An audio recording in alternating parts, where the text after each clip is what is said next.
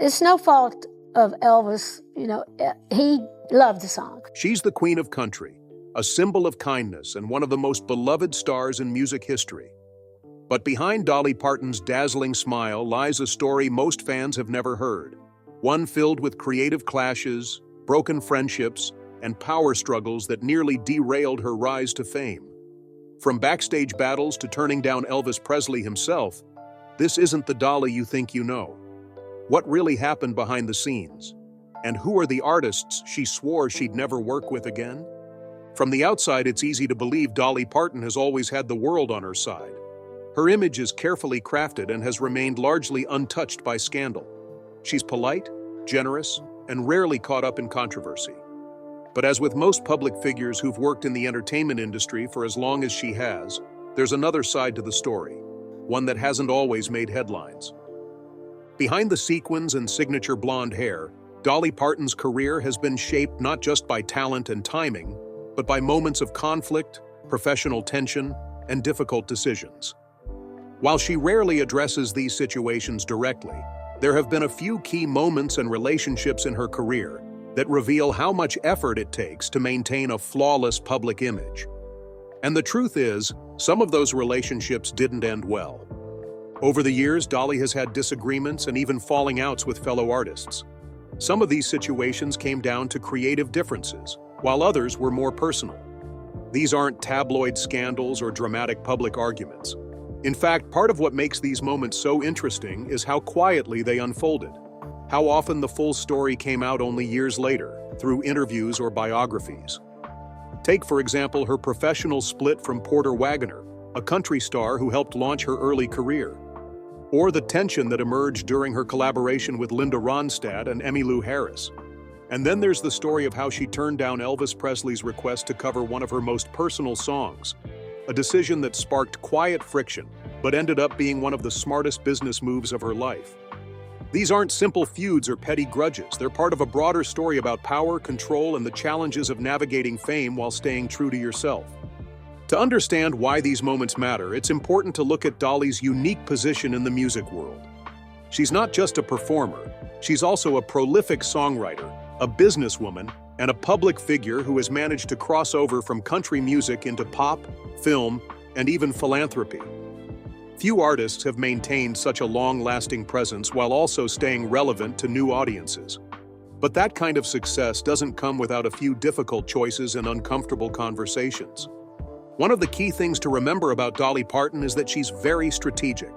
While her public image is warm and lighthearted, people close to her often describe her as sharp, focused, and fully aware of her brand. She's been described in various biographies and interviews as someone who doesn't let her emotions drive business decisions, even if she does care deeply about the people she works with. That mix of emotional intelligence and business sense is part of what's kept her career strong for so long. Throughout her career, Dolly has also been unusually protective of her independence. She said many times that creative control is important to her, and she's made tough calls to protect her artistic vision. This is true whether she's deciding who to collaborate with or whether to allow another artist to reinterpret her songs. In many cases, the people who ended up in conflict with her did so because they underestimated how seriously she takes her work. There's also a broader context worth considering. Dolly started her career in the 1960s, a time when the music industry, particularly country music, was overwhelmingly male-dominated. Women in the business were often expected to play supportive roles, not lead. Dolly challenged that norm early on.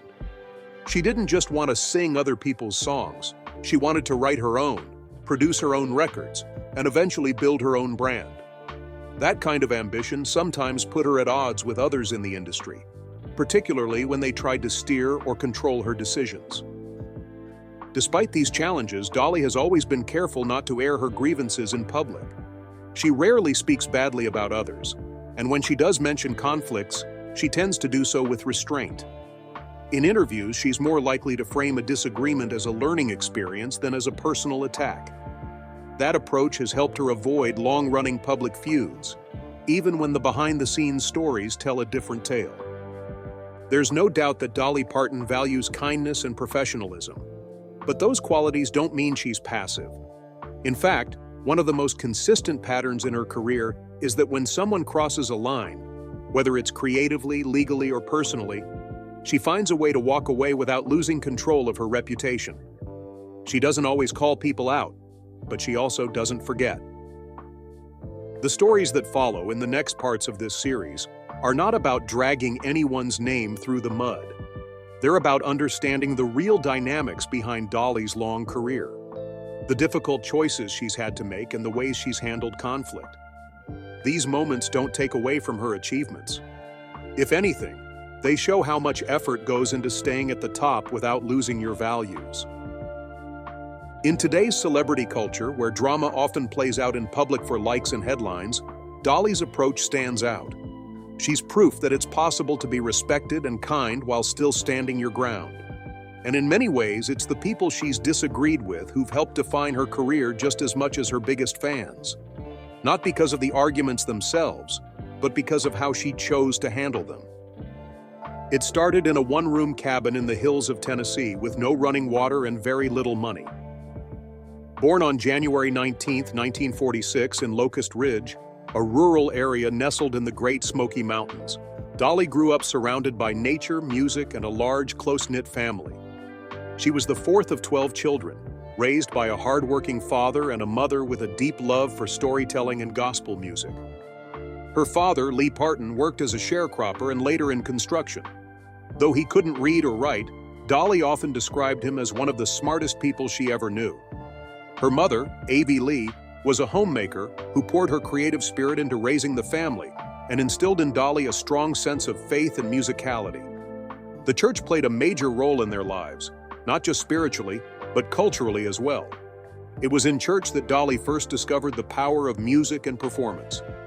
Entertainment in the Parton household didn't come from television or movie theaters. It came from family gatherings, hymns, and homegrown talent. From a young age, Dolly stood out. Her voice carried a certain emotional weight even as a child. Family members remember how she would sing on the front porch, sometimes accompanied by homemade instruments or just the natural rhythms of Appalachian life. For the Partons, music wasn't a luxury. It was a way to pass time, stay connected, and sometimes forget how hard life could be. By the time Dolly was 10 years old, it was already clear she had a gift. She started performing on local radio stations and television shows in nearby Knoxville. With each appearance, she gained confidence and attention, even though she was still just a child. It didn't take long before the Grand Ole Opry came calling. Her debut performance at the Opry, when she was just 13, was a defining moment. Country legend Johnny Cash introduced her that night, and according to many accounts, even he could see there was something special about her. Still, stardom didn't happen overnight. After graduating high school in 1964, Dolly did something bold. She left home for Nashville the very next day. She had no money, no powerful contacts, and no formal training in the business. What she did have was ambition, natural talent, and a willingness to work harder than most. In those early days, Dolly paid her dues by writing songs for others. She signed with Combine Publishing and began churning out material that other artists started to record. Songs like Put It Off Until Tomorrow, which became a hit for Bill Phillips, were just the beginning. But writing for others was never Dolly's end goal. She wanted the spotlight for herself. She had something to say, not just as a songwriter, but as a performer. In 1967, her first big break came when she released Dumb Blonde, a track that challenged stereotypes and introduced her to a broader audience. The song made a clear statement. Dolly wasn't just a pretty face with a country twang. She had wit, grit, and a sharp mind behind her Southern charm. That same year, she joined The Porter Wagoner Show, a move that would change the trajectory of her career in a major way. For the next several years, Dolly appeared regularly on television alongside Porter Wagoner. Their musical partnership proved to be a hit with audiences. The harmonies were tight, their on-screen chemistry undeniable, and their songs climbed the country charts with ease. But even as the duo gained popularity, Dolly never lost sight of her long-term ambitions. She wanted more than just duet success. She wanted to be a solo artist in her own right. By the early 1970s, she began carving out a path that would make that dream a reality. In 1973, she released Jolene, a haunting, emotional ballad about love, jealousy, and insecurity. The song showcased Dolly's songwriting ability in a new light, and it became an instant classic. A year later, she released "I Will Always Love You," written as a farewell to Wagoner, as she prepared to leave their partnership. The song wasn't just a personal goodbye, it was a bold declaration of independence. What's particularly interesting about this chapter in her life is how deliberate and composed she remained throughout. While many artists struggle to navigate the transition from collaborative success to solo fame, Dolly managed it with grace and remarkable business sense. "I Will Always Love You" reached #1 on the country charts, not once, but twice, in 2 different decades. And when Whitney Houston covered it in 1992 for the Bodyguard soundtrack, the song reached a global audience and became one of the highest-selling singles of all time. Despite the enormous success of Houston's version, Dolly has always retained the publishing rights, earning millions from the song over the years. During the 1980s, Dolly's career expanded beyond music. She starred in the hit film 9 to 5, alongside Jane Fonda and Lily Tomlin, proving she could hold her own on the big screen. The film's theme song, which she also wrote and performed, earned an Academy Award nomination and became one of her most recognizable anthems. At the same time, she was launching other ventures, including Dollywood, her theme park in Pigeon Forge, Tennessee. Instead of investing in yachts or luxury homes, Dolly used her success to build something meaningful in her hometown. Dollywood created jobs, boosted tourism, and gave back to the Appalachian community that had raised her. She also launched philanthropic initiatives, including the Imagination Library, which provides free books to children from birth to age 5. As of recent reports, the program has distributed over 200 million books to kids across multiple countries. This focus on literacy and early childhood education reflects Dolly's belief in opportunity, something she says she didn't always have growing up, but wants to pass on to future generations. Even with all the awards, record sales, and business ventures, Dolly has never strayed far from her musical roots. She's written thousands of songs, covering topics ranging from heartbreak and faith to family and ambition.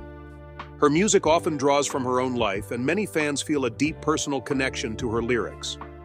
Whether it's a gospel tune, a love ballad, or a playful country pop crossover, Dolly's voice and message remain consistent. Stay true to yourself, don't be afraid to dream big, and always treat others with kindness. In recent years, she's continued to receive recognition for her contributions to music and culture.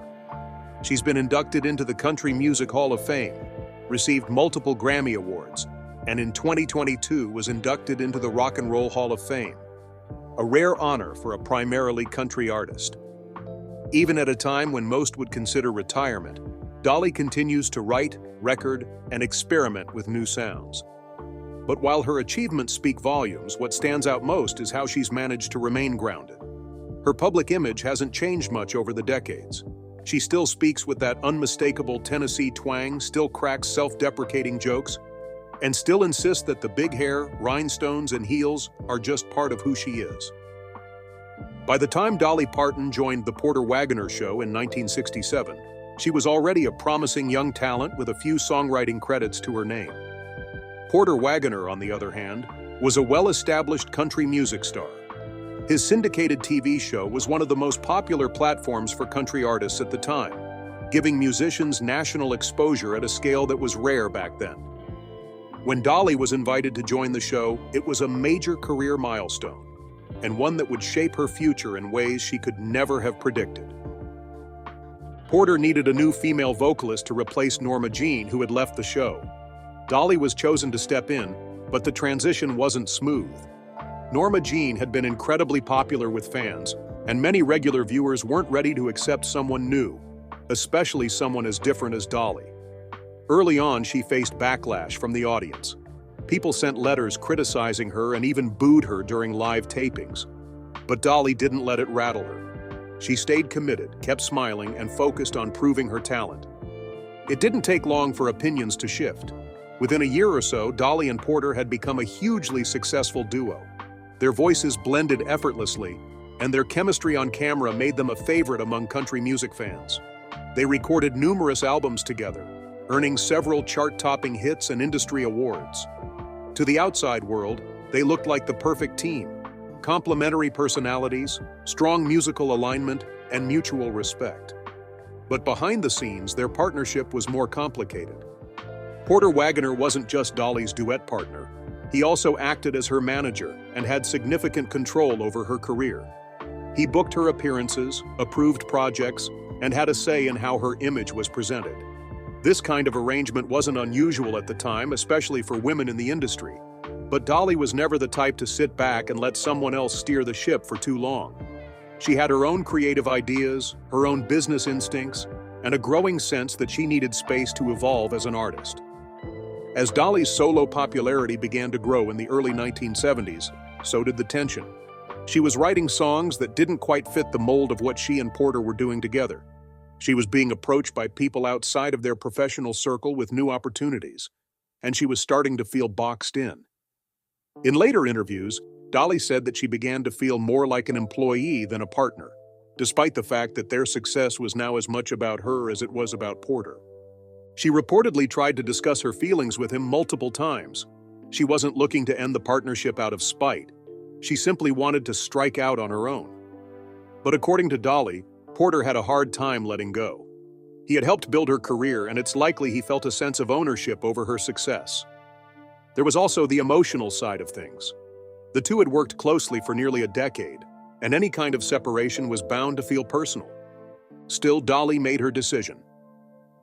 In 1974, she officially left The Porter Wagoner Show. To the public, it was framed as a mutual decision, one made with mutual respect. But privately, things became more strained.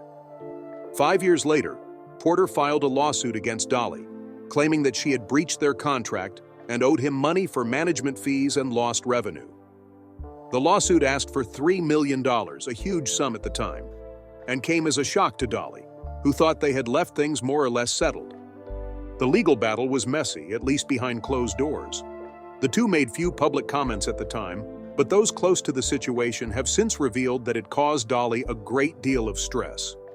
She felt betrayed by someone she had trusted, someone who had once supported her dreams. Still, she chose not to fight him publicly.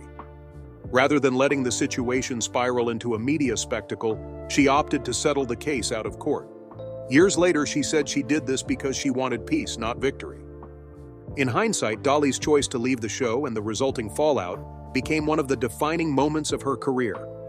It marked the point when she fully stepped into her own as an artist, no longer tied to anyone else's vision. The emotional toll was real, and she's spoken openly about how painful it was to break away from Porter. She once said, "When I was trying to leave the show, I had told Porter I'd stay 5 years. It had been 5 and then 6 and 7. He was just having a really hard time because it was going to mess up his show.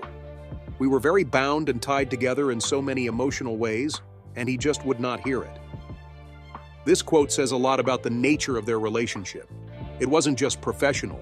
It was layered with personal loyalty, emotional ties, and a deep sense of shared history. That's what made the split so difficult, and why it stayed with Dolly for years afterward. Even though she moved on, she didn't forget. Interestingly, time did soften the edges of their conflict. By the late 1980s, the two began speaking again. In 2002, Dolly inducted Porter into the Country Music Hall of Fame, surprising many people who thought the relationship had ended for good. On stage, she spoke kindly about him, acknowledging both the highs and the lows of their time together. She reminded the audience that he had played a crucial role in her development as an artist, and that, despite their issues, she was grateful. When Porter fell ill in 2007, Dolly reportedly visited him in hospital. A few weeks later, he passed away. Dolly was devastated. She held a private tribute concert at Dollywood, not for publicity, but to honor the man who helped get her started. It was a full-circle moment, one that showed her ability to move forward without holding on to bitterness. This chapter of Dolly's life reveals a lot about her character. She's someone who values loyalty, but also knows when to step away for her own good.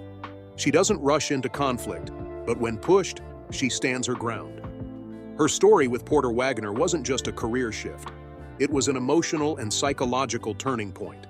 It taught her how to protect her boundaries, how to negotiate power, and how to navigate complicated relationships with grace.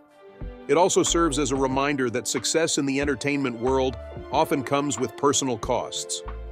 Behind every hit song and every award show appearance, There are real people, real feelings, and sometimes real heartbreak.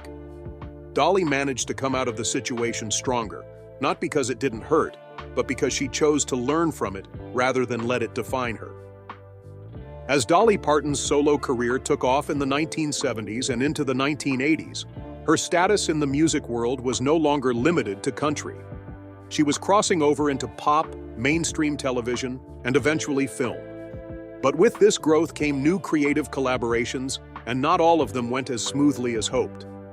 Two particular stories stand out, not because they were headline-grabbing feuds, but because they revealed how professional respect, creative differences, and business decisions can collide, even between some of the most admired names in music. One of the most talked about collaborations in Dolly's career involved Linda Ronstadt and Emmylou Harris.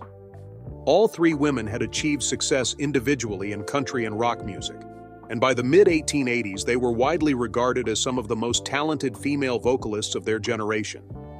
The idea of bringing them together for an album seemed like a dream project. Three iconic voices blending harmonies, sharing songwriting duties, and combining their fan bases. But the project, later known as the Trio album, took years to materialize. The idea was first floated in the mid-1970s, when all three artists were at the height of their popularity. However, conflicting schedules, record label disagreements, and industry politics delayed the collaboration. When Trio was finally released in 1987, the result was undeniably beautiful. The album went platinum, topped the country charts, and won a Grammy Award. Songs like To Know Him Is to Love Him and Those Memories of You were praised for their heartfelt lyrics and vocal blending. On the surface, Trio was a huge success, but behind the scenes, it was not always an easy process. The tension, particularly between Dolly and Linda, began to emerge during the recording sessions. Each artist brought a different approach to the studio. Dolly, known for her efficiency, preferred to record her parts quickly and move on. She often said that when a performance was good enough to feel real, it was good enough to keep. Linda, however, had a more perfectionist style. She was meticulous about her vocal takes, often spending long hours refining each phrase. This difference in work ethic and studio philosophy created friction. While Emmylou Harris often acted as a buffer between the two, trying to keep the sessions on track, there were times when things grew tense. In later interviews, Dolly admitted that working with Linda could be frustrating, even though she respected her talent. She joked that Linda loved to spend time in the studio, maybe a little too much. At one point, she even confessed to wanting to scream during some of the sessions. Linda, for her part, was equally candid. She criticized Dolly's reliability during the recording process, saying that Dolly would cancel plans at the last minute or show up late. Linda also expressed disappointment that Dolly, in her view, wasn't as committed to the project as the rest of them. She felt that Dolly was more focused on her solo career and treated Trio as a side project rather than a serious collaboration. The situation became even more strained during the attempted follow-up, Trio 2. Recorded in the early 1990s, this second album faced numerous delays due to label disputes and scheduling issues. It wasn't released until 1999, more than a decade after the first. By that time, much of the original excitement had faded, and the group dynamic had clearly changed. While the music still resonated with fans, the chemistry between the artists had cooled. Despite the musical success, the collaboration didn't continue beyond those two albums. While Emmylou remained on good terms with both women, the tension between Dolly and Linda lingered. They were never openly hostile, but there was a distance. Public appearances together were rare, and when they did happen, they often seemed slightly strained. This wasn't a case of jealousy or backstabbing. It was a professional conflict that arose from differing expectations, priorities, and personalities. And while both Dolly and Linda have since acknowledged each other's contributions to music, it's clear that their working relationship was more complicated than most fans ever realized. Around the same time that Dolly was navigating these collaborative challenges, she also found herself facing a very different kind of tension, this time with one of the biggest names in music history. The story of Dolly Parton and Elvis Presley isn't a feud in the traditional sense. There was no argument, no public fallout. But what happened between them says a lot about Dolly's values, particularly her belief in artistic ownership and standing up for her work. In 1973, Dolly released I Will Always Love You, a deeply personal ballad about her decision to leave Porter Wagoner's show and pursue a solo career. The song quickly became a hit and cemented her reputation as a serious songwriter. Not long after, word reached her that Elvis Presley was interested in recording a cover of the song. For most artists, having Elvis take on one of their tracks would be a dream come true. He was, after all, the king of rock and roll, and a cover from him could lead to massive exposure and financial gain. But there was a catch. Elvis's manager, Colonel Tom Parker, had a reputation for demanding steep terms when it came to publishing rights. In this case, he wanted 50% of the song's publishing royalties in exchange for Elvis recording it. This was a common deal for Parker, who often used Elvis's fame as leverage in negotiations. But for Dolly, the request was too much. She refused. Despite her admiration for Elvis and the potential career boost that could come from his version, she knew how important that song was, not just emotionally, but financially. She later described the moment as incredibly difficult. She cried when she turned down the deal, knowing that she might have upset someone she deeply respected. Elvis never recorded the song, and according to Dolly, he was disappointed. She suspected that he may have taken her refusal personally, though he never publicly addressed it. Years later, that decision proved to be one of the most important of her career.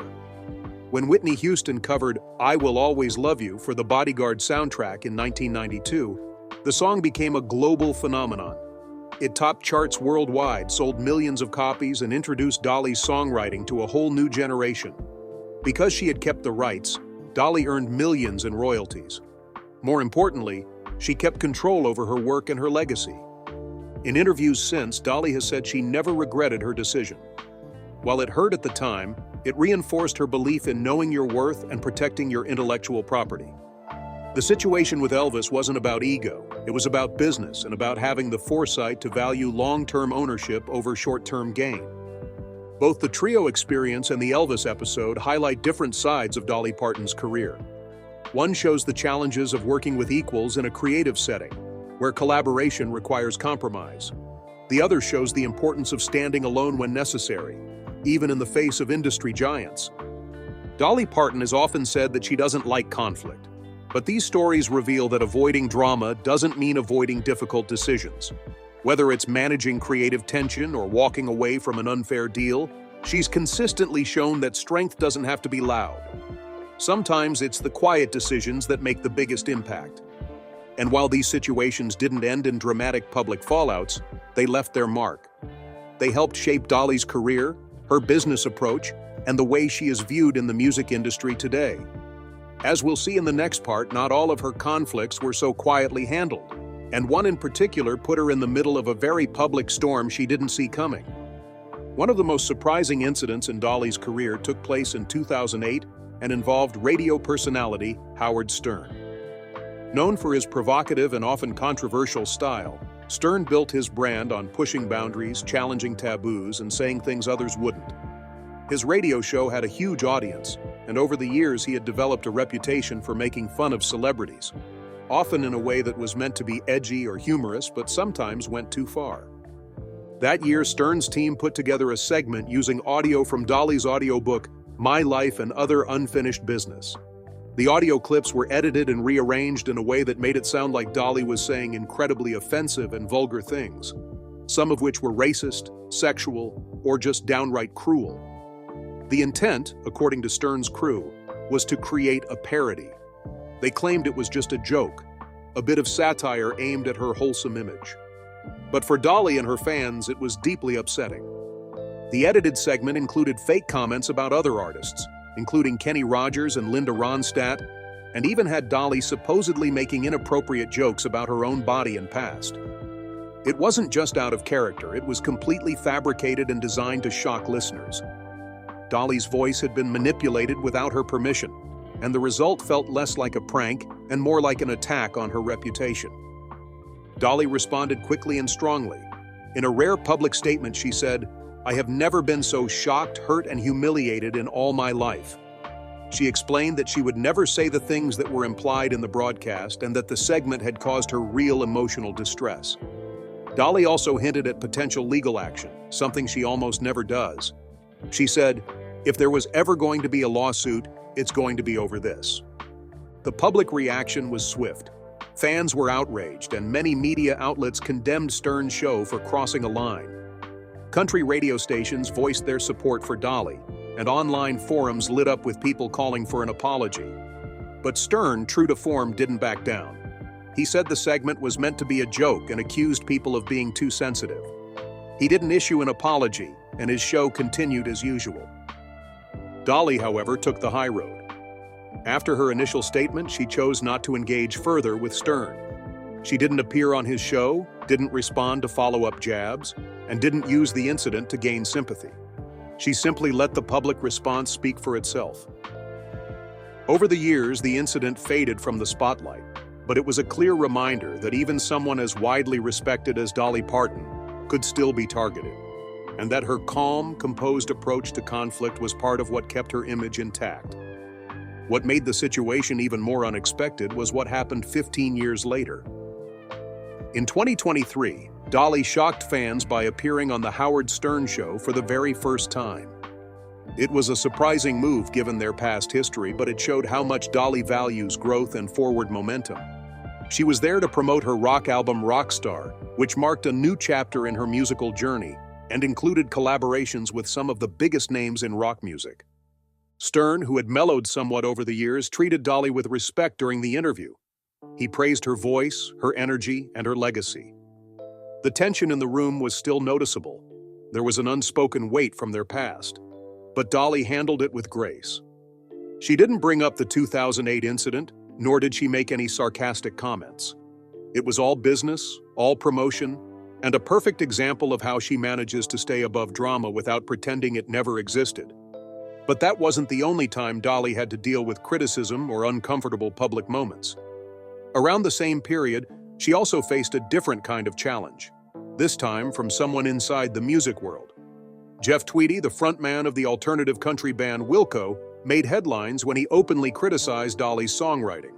Tweedy is known for his poetic, often introspective lyrics, and he has a strong following in the indie music community. So when he spoke about Dolly, people listened. In one interview, Tweedy acknowledged Dolly's fame and influence but questioned the depth of her songwriting. He suggested that her lyrics were overly simple and lacked the complexity that he personally values in music. He even made a sarcastic remark that she should have stopped writing after she penned Jolene, implying that her best work was behind her. While it wasn't a full-on attack, it struck a nerve with many people who saw the comments as dismissive and unnecessary. Dolly didn't respond publicly to Tweedy's remarks, but sources close to her indicated that she was aware of them and wasn't impressed. Dolly has always taken pride in her songwriting, and for good reason. Many of her most famous tracks are deeply personal, reflecting her upbringing, relationships, and values. She often writes from experience, and her songs have resonated with audiences around the world for decades. Critics like Tweedy might argue that her work is straightforward, but that's part of what makes it accessible. Songs like Coat of Many Colors or I Will Always Love You are not just hits. They're stories, told with honesty and emotion. And while Dolly has never claimed to be a philosopher or a poet, her ability to connect with listeners on a human level is what sets her apart. Interestingly, Tweedy's comments sparked a broader conversation in the music community about what makes songwriting good or meaningful. Some argued that simplicity is not the same as shallowness, and that Dolly's work has impacted more people than many of the so-called complex lyricists ever have. Others pointed out that women in music, especially in country, are often held to higher standards and are criticized more harshly than their male peers. For Dolly, it was just another example of how staying in the spotlight means being open to criticism, whether it's fair or not. She's never claimed to be perfect, but she's always remained true to her values. And part of that means accepting that not everyone will love or understand your work. What matters is the people who do, and Dolly's fan base, after all these years, remains one of the most loyal and diverse in the industry.